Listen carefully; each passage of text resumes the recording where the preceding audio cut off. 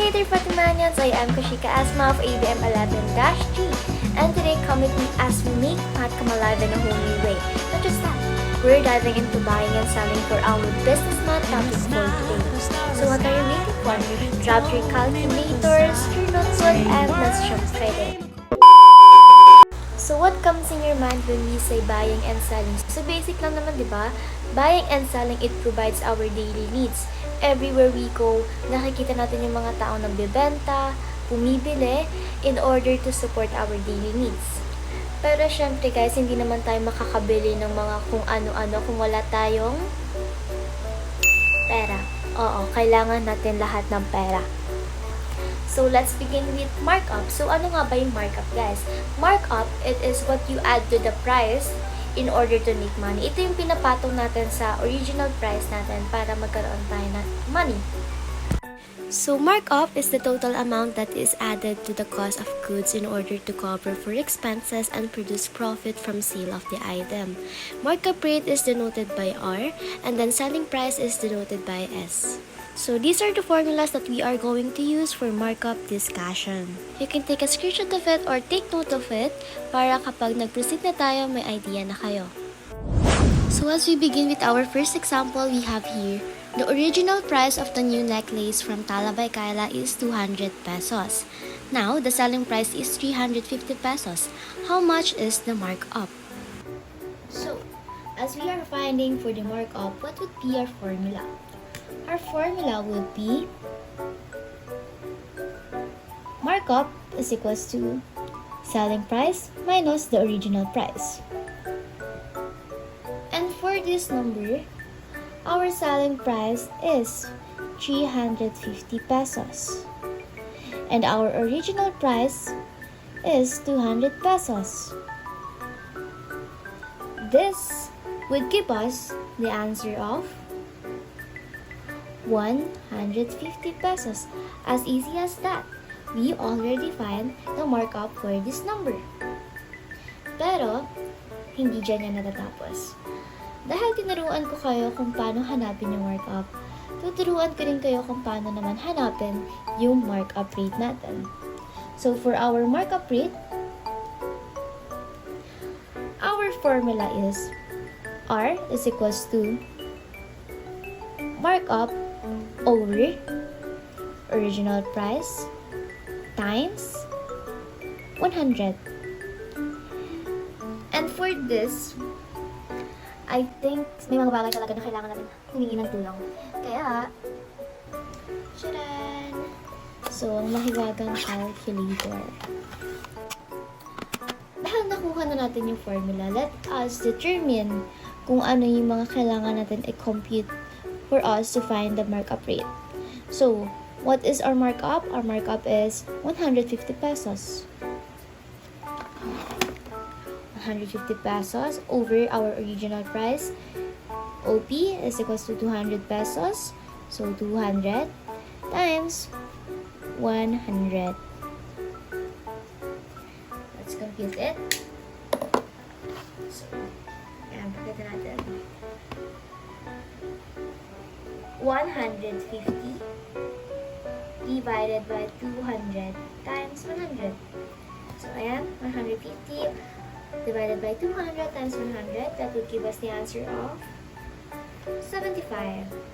So, our markup rate is 75%.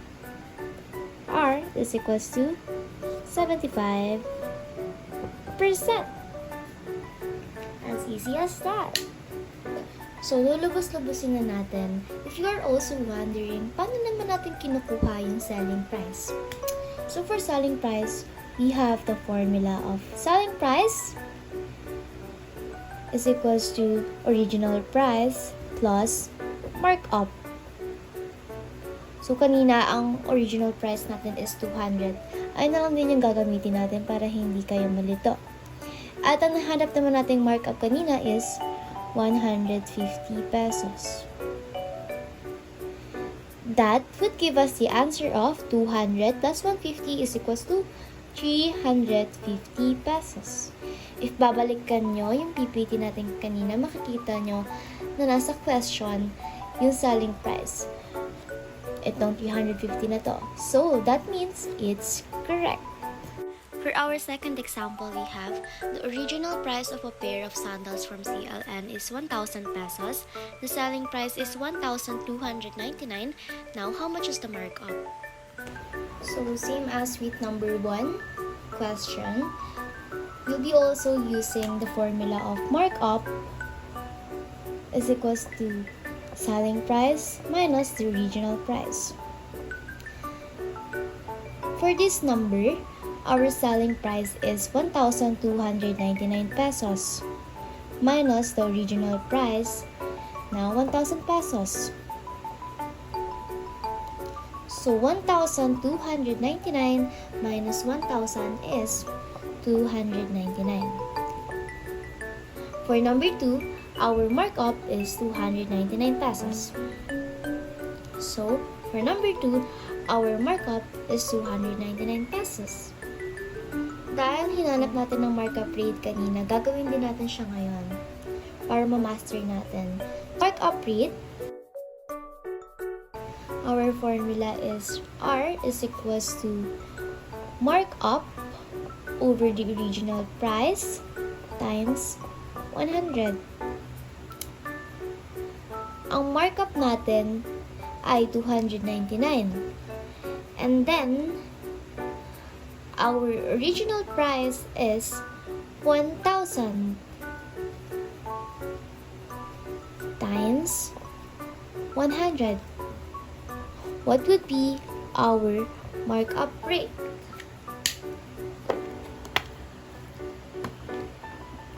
$299 divided by 1,000 times 100 is equals to 29.9. So our markup rate for number 2 is 29.9%. Now what about the selling price? Selling price is equals to original price plus markup is equals to our original price ay 1,000 and then our markup kanina na hinanap natin is 299.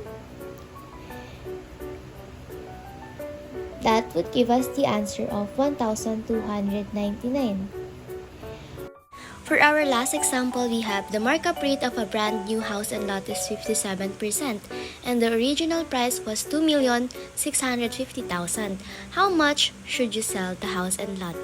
So, for our third example, we are going to find the selling price of the house and lot. And since ang meron pa lang tayo ay ang markup rate, which is yung 57% and the original price na 2,650,000, we are going to find and look for the markup first. So markup is equals to the original price times the rate. What is our original price? It's 2,650,000 times, okay, so grab your calculator as we are going to find the answer.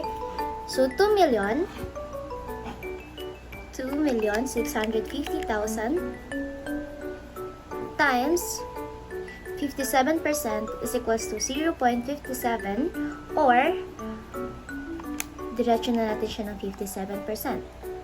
Just click the shift percent. And the answer is 1,510,500. That is our markup. 1,510,500. That is our markup. Dahil nahanap na natin ng markup, we're now proceeding to our selling price.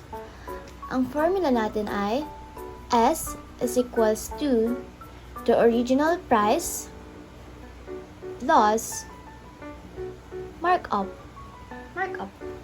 So, ang original price natin ay 2,650,000, which is ito. At dahil nahanap na natin yung value ng markup, ayun yung gagamitin natin dito, which is yung 1,510,500. 1,510,500. We're just going to add it using your calculator. 2,650,000 plus 1,510,000. That would give us the answer of 4,160,000.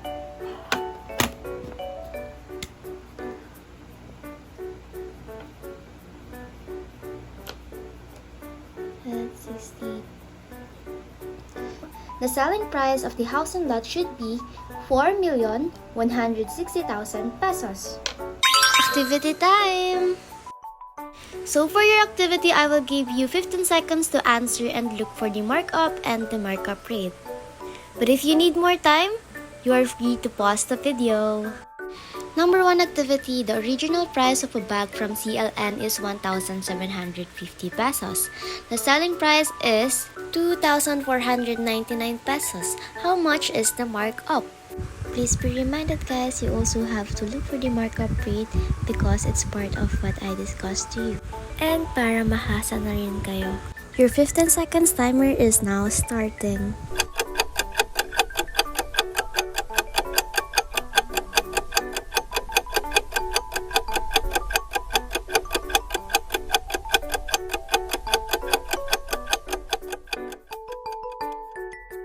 So are you guys done? For your first activity, for number 1 activity, ang hahanapin muna natin ay markup. So markup, meron siyang formula na selling price minus the original price. And for our selling price, we have 2,499 pesos. And for our original price, meron tayong 1,750 pesos. So ipag-minus lang natin sila para makuha natin yung sagot for markup. So, 2,499 pesos minus 1,750 for markup. Ang sagot natin is 749. Ayan din ba yung sagot ninyo? Kung oo, tama kayo sa markup ninyo. So, markup is equals to 749. What about the markup rate? Ano naman yung ginawa ninyo? Siyempre, we have our formula. Anong answer nyo for markup rate? We have our formula na markup rate is equals to our markup and then our original price times 100. So, ang ating markup is si 749. 49 over our original price na ito, sa 1,750 pesos times 100. So, using your calculator, i-compute natin siya. So, we have 749 divided by 1,750 times 100 is equals to 42.8%. And then ba yung sagot ninyo? So, for markup rate, we have 42.8%.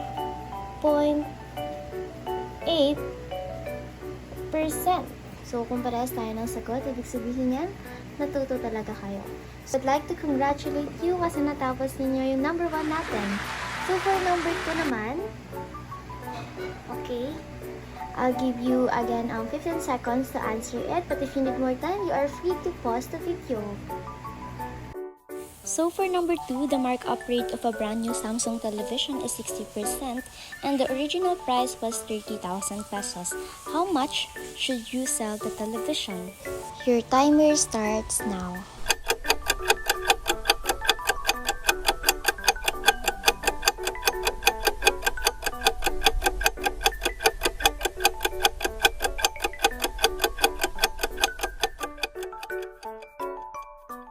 So, for number 2, katulad siya ng sinagutan natin kanina.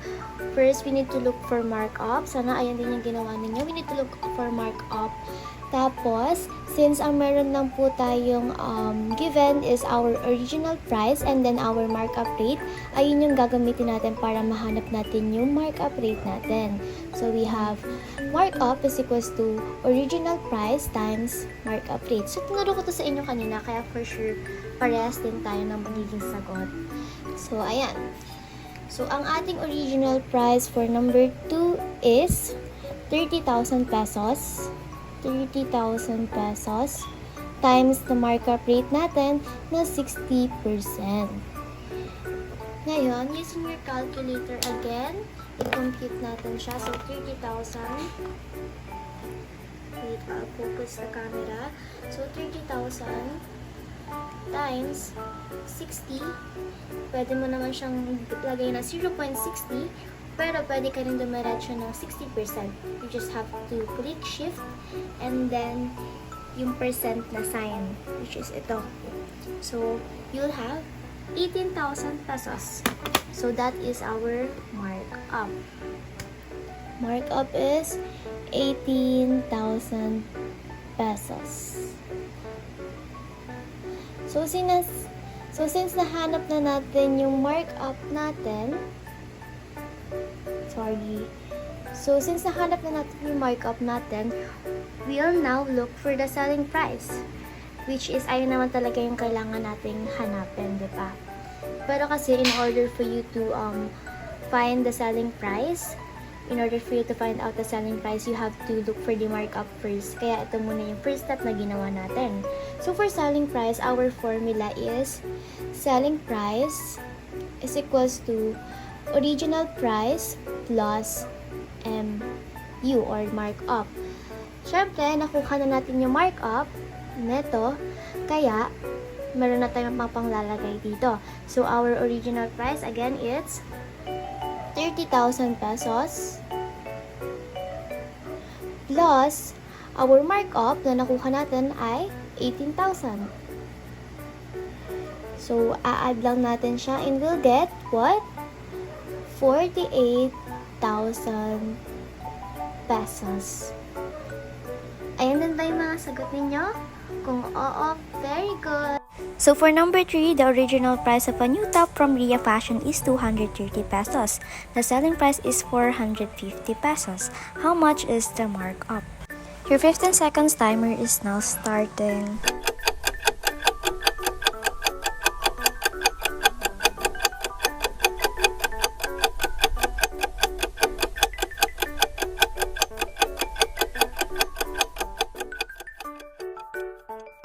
So for your last activity for markup, you have the original price of 230 pesos and the selling price of 450 pesos. Now we're going to look for the markup. Pero at the same time we'll look for the markup rate. Pero at the same time we'll look for the markup rate. So for markup, our formula is selling price minus the original price. So markup, our selling price in this number is 450 pesos minus the original price of 230 pesos. So your answer should be 450 minus 230 pesos is equals to 220. That should be your answer for number 3.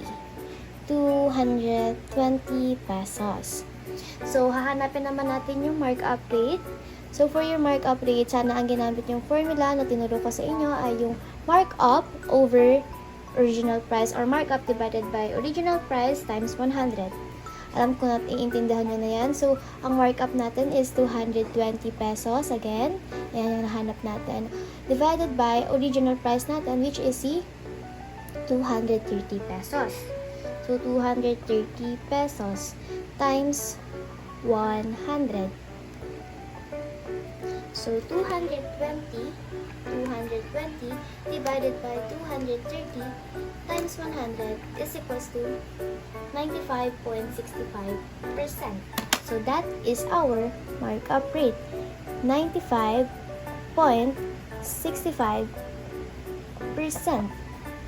There you go. We're done with markup. Let's proceed to markdown.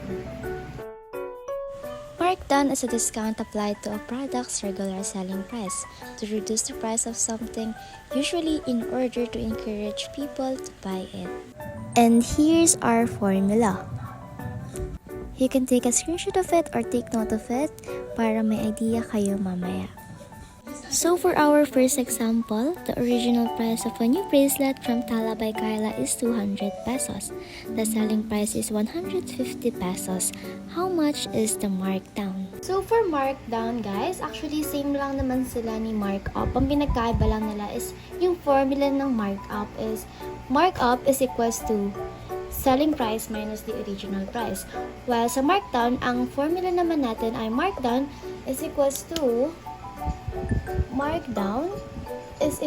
the original price minus selling price. So, ayan yung pinagkaiba nila.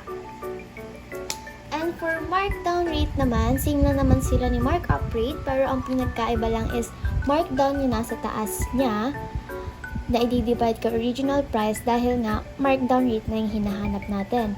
So, ito yung formula niya.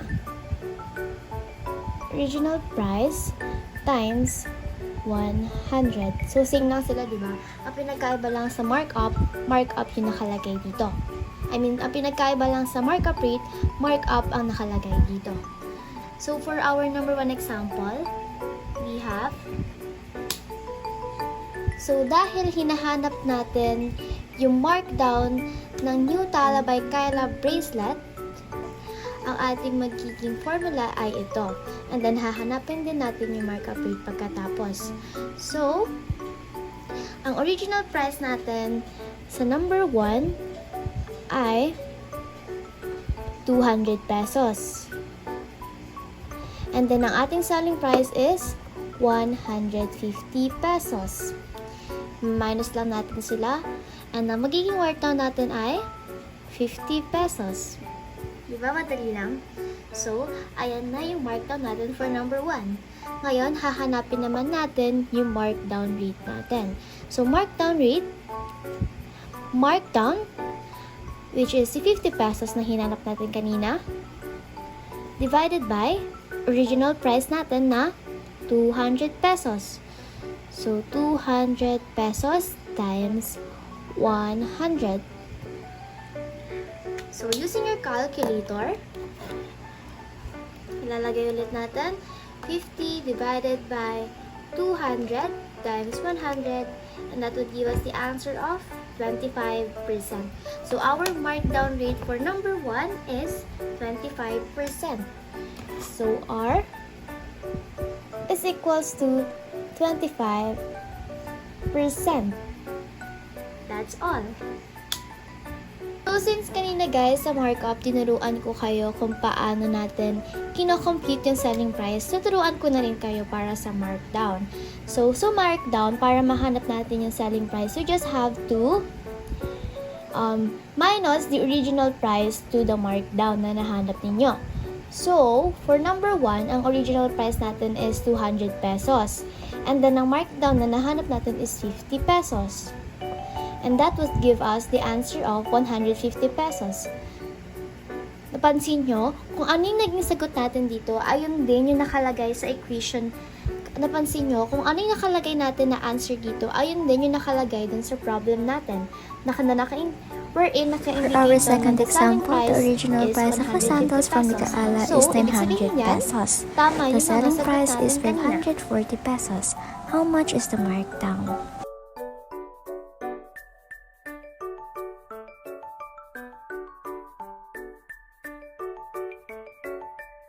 So for our number 2 example, same lang yung hinahanap natin, which is yung markdown and yung markup rate. So for markdown, ang ating formula again is original price minus selling price. And ang given natin na original price sa ating number 2 ay 900 pesos. And our selling price is 540 pesos. So, ima-minus lang natin sila ang dalawa. Kaya naman, 900 minus 540 is equals to 360 pesos. So, our markdown is 360 pesos. And then now, we'll look for the markdown rate. For markdown rate, we have rate is equals to markdown divided by the original price times 100. So, since ang markdown natin is 360, dito siya. Divided by our original price na 900 times 100. So, i-compute natin siya using your calculator. Nagigets nyo ba yung process? So, 360 divided by 900 times 100 is equals to 40%. So, our markdown rate for number 2 is 40%. R is equals to 40%. There you go. So, next naman nating hahanapin is our selling price. So, for selling price naman guys, ang ating formula again is original price minus the markdown. So, our formula is selling price is equals to the original price minus markdown. So, ang original price natin, so number 2 is 900 pesos. And then, ang nakuha nating markdown is 360 pesos. So, magmaminosin lang natin sila and then we'll get 900 minus 360 is equals to 540. Napansin nyo ulit, kung alin yung sagot natin dito, kung alin yung sagot natin dito, ay yung ganyan nasa selling price natin sa problem. For number 3 naman guys, the markdown rate of the motorcycle is 10% and the original price is 100,000. So, how much should you sell the motorcycle? So guys, number 3 na tayo and this will be my last example for markdown and then proceed na tayo sa activity after. So for our last example, we are looking for the selling price of the motorcycle. And in order to do that, in order to find it, we'll look for the markdown first and then after nun, doon na natin hahanapin yung selling price. Bakit hahanapin muna natin yung markdown? Dahil, ang meron lang po tayo ay markdown rate, which is 10%, and then yung original price na 100%. If hindi natin makahanap si markdown, hindi natin makahanap ang selling price na hinahanap natin. Gets? So, markdown, since ang meron lang po tayo ay original price na 10,000 and markdown rate na 10%, ayun yung gagamitin natin. Ang magiging formula natin ay markdown is equals to original price times markdown rate.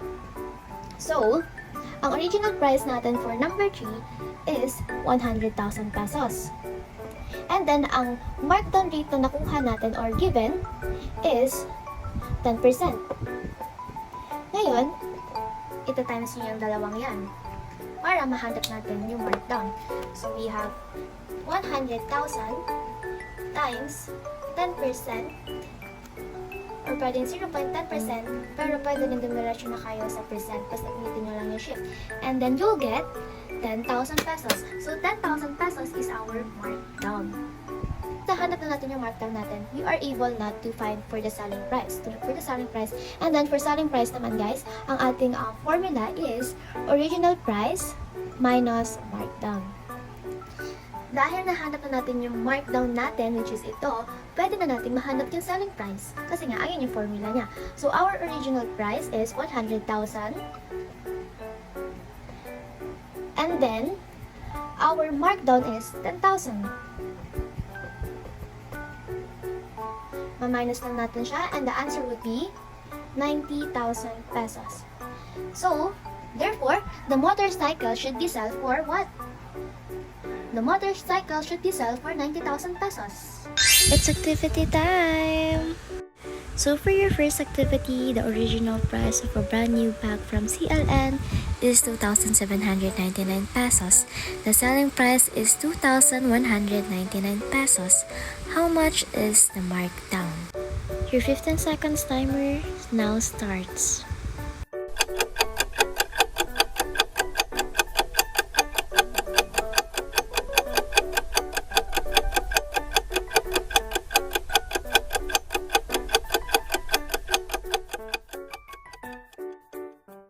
So, are you guys done with your first markdown activity? So, for number 1 activity, your answer should be, ito yung ating formula. Markdown is equals to the original price minus our selling price. So again, ang ating original price sa number 1 activity ninyo is 2,799 pesos. While sa ating selling price, we have 2,199 pesos naman. I-minus natin sila, guys. At ang magiging sagot natin ay 2,799 minus 2,199, 600 pesos. Ayan ba yung sagot ninyo? Okay, 600 pesos. And then for markdown rate naman, ang ating markdown, i-divide natin siya sa ating original price, so 600 divided by original price na 2,799. And then guys, ita-times natin sa 100. Alam ko namang guess nyo yan. Kaya naman, use your calculator and then 600 divided by 2,799 times 100. Ang sagot is 21.50%. So, ayun yung markdown rate natin. Naka-round off na siya 21.50%. Number 2. What is the markdown of a hair refrigerator with the original price of 35,000 but got sold for 30,599? Your timer starts now.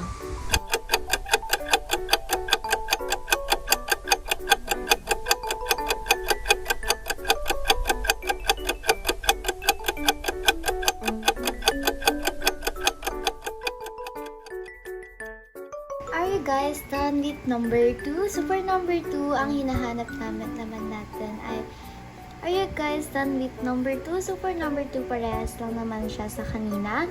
Ang hahanapin lang natin is markdown and markdown rate. So for number 2, our markdown is equals to the original price minus our selling price. Ang original price natin sa number 2 is 35,000. Minus our selling price na 30,599 pesos. So, i-minus lang natin siya para mahanap na natin yung markdown natin. So, we have 35,000 minus 30,599.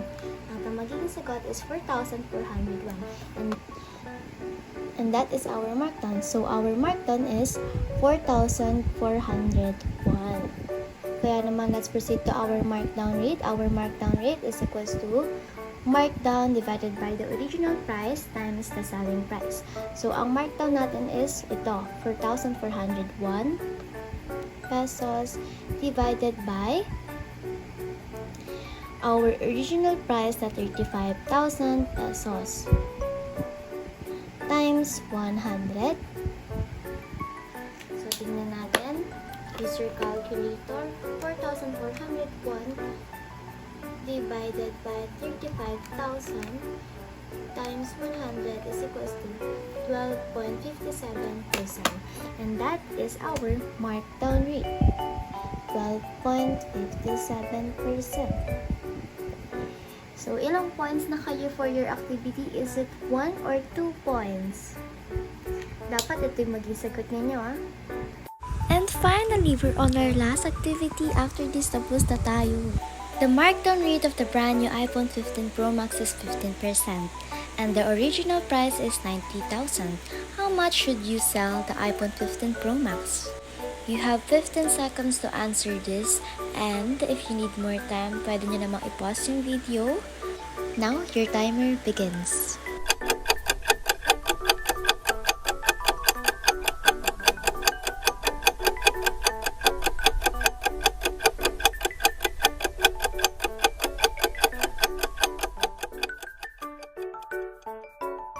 3 activity guys, this is your last activity. And katulad ng sinabi ko kanina, tinuro ko naman siya sa inyo.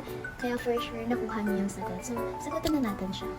So, for our markdown, hahanapin muna natin siya bago natin mahanap si selling price, diba?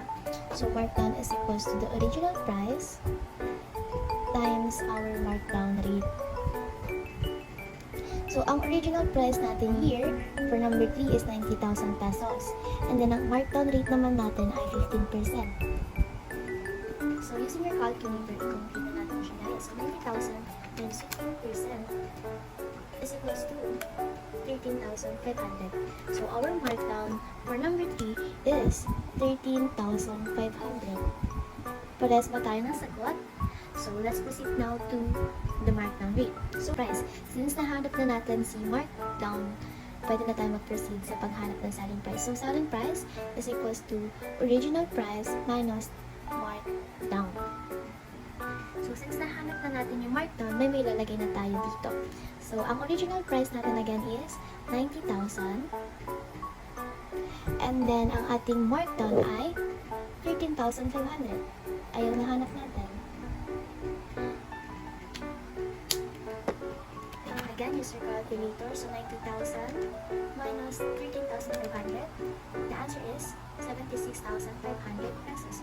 Therefore, the brand new iPhone 15 Pro Max should be sold for 76,500 pesos. We're done! Ilan yung score niyo? 3 over 3 ba? And that's all for our today's discussion. I hope I made it clear for you. And I would like to remind you all that math might be tricky, but together we've got it. Kaya natin yan! But before that, I would like to leave you a mathematical quote from Dr. Seuss. So sometimes the questions are complicated, but the answers are simple. By Dr. Seuss. That's all.